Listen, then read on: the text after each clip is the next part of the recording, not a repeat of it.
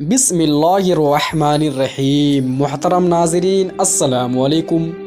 ناظرین، آج کی اس ویڈیو میں ہم اور آپ جانیں گے کہ غار میں پھنس جانے والے 3 نوجوانوں کا واقعہ۔ ناظرین، اگر آپ اس چینل پہ نئے ہیں تو پلیز چینل کو سبسکرائب کر دیں اور بیل آئیکن کے بٹن کو دبا دیں۔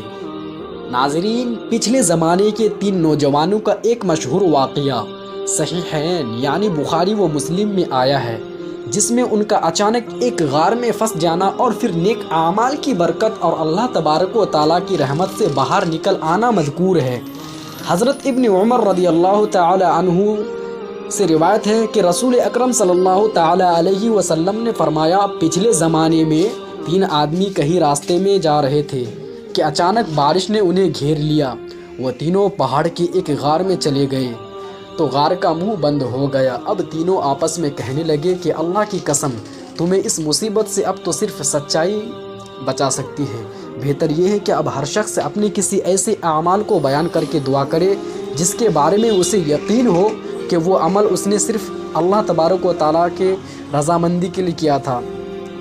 مزدور کی مزدوری دینے والا۔ چنانچہ ان میں سے ایک نے اس طرح دعا کی، اے اللہ، تجھے خوب معلوم ہے کہ میں نے ایک مزدور رکھا تھا جس نے 1 فرق یعنی 3 سا چاول کی اجرت پر میرا کام کیا، لیکن وہ شخص کسی وجہ سے غصے میں آ کر چلا گیا اور اپنے چاول چھوڑ گیا۔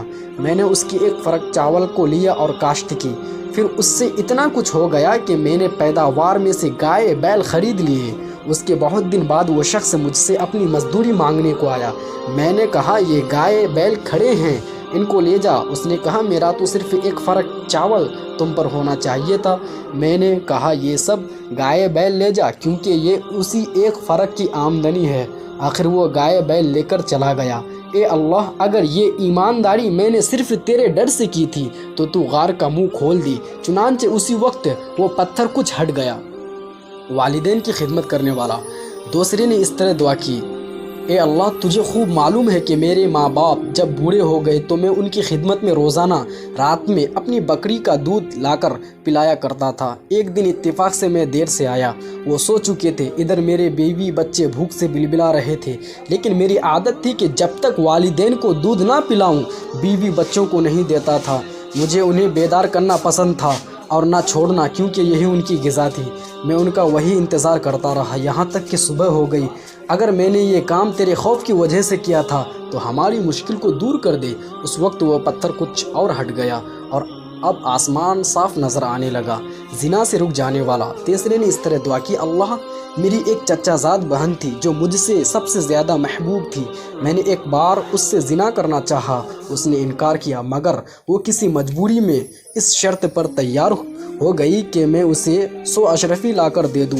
میں نے یہ رقم حاصل کرنے کے لیے کوشش کی، آخرکار مجھے مل گئی تو میں اس کے پاس آیا اور وہ رقم اس کے حوالے کر دی۔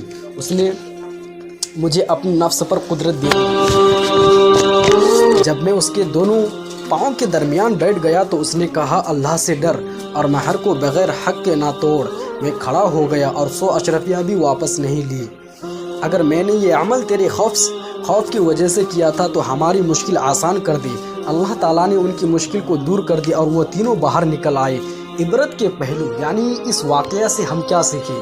اس مختصر قصے میں عبرت کی کئی پہلو ہیں۔ صرف سچائی ہی نجات دلا سکتی ہے۔ اعمال وہی مقبول ہے جو اخلاص کے ساتھ کیے جائے۔ اخلاص والے اعمال کے وسیلے سے دعا قبول ہوتی ہے۔